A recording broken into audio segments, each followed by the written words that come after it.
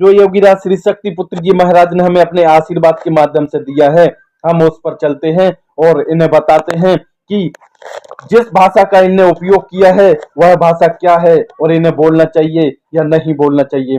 आज मैं उनको जवाब देने के लिए आया हूं कि आप लोगों ने जो कहा है कि माँ राधा रानी के लिए गलत टिप्पणी की है, तो आइए योगीराज श्री शक्ति पुत्र जी महाराज पंच ज्योति शक्ति तीर्थ सिद्धाश्रम धाम बेवहारी जिला शहडोल मध्य प्रदेश में स्थापित है और वहां पर योगीराज श्री शक्ति पुत्र जी महाराज से स्वयं आपको मुलाकात करवा दी जाएगी और राधा रानी के विषय में जो जानना चाहते हैं, आइए यह जो गुरुवर जी के द्वारा आवाज उठाई गई है निश्चित रूप से मैं मानता हूं 100% सही है, क्योंकि आज के कथावाचक और आज के जो भागवत सुनाने वाले खुद का तो कल्याण कर नहीं सके। जब तुम भागवत पढ़ते हो, तुम स्वयं अपना कल्याण नहीं कर सकते तो तुम समाज का कैसे कल्याण कर सकते हो।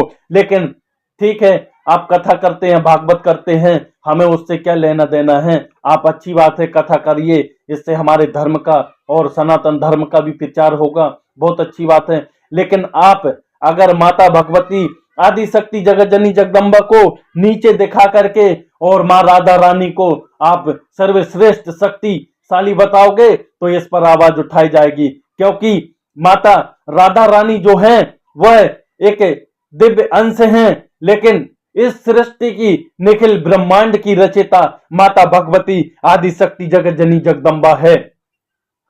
और जिसे हम योगीराज श्री शक्ति पुत्र जी महाराज के आशीर्वाद निर्देश अनुसार हम गांव-गांव में जाकर के, गली-गली में जाकर के नशा मुक्ति के लिए कार्य करते हैं। 1 घंटे का दिव्य आरती, 24 घंटे का अखंड श्री दुर्गा चालीसा पाठ और 5 घंटे का श्री अखंड दुर्गा चालीसा पाठ हम समाज के बीच में नशा मुक्त होकर, मांसाहार मुक्त होकर, चरित्रवान होकर, चेतनावान होकर हम समाज के बीच में यह कार्यक्रम करते हैं। और अगर आप लोगों को यह लगा है कि राधा रानी के विषय में गलत शब्द बोला गया है, तो आप लोग पंच ज्योति शक्ति तीर्थ सिद्धाश्रम जाएं और वहां पर योगीराज श्री शक्ति पुत्र जी महाराज से मुलाकात करें और उनसे इन शब्दों में जानकारी लें। क्योंकि मेरा मानना तो यह है, मेरे गुरुवर जी ने जो मुझे सिखाया है कि माता भगवती आदि शक्ति जगत जननी जगदम्बा वह शक्ति है जिसने अनंत ब्रह्मांड में, निखिल ब्रह्मांड में रचयिता हैं, इसीलिए हम उन्हें आदि शक्ति जगत जननी जगदम्बा कहते हैं।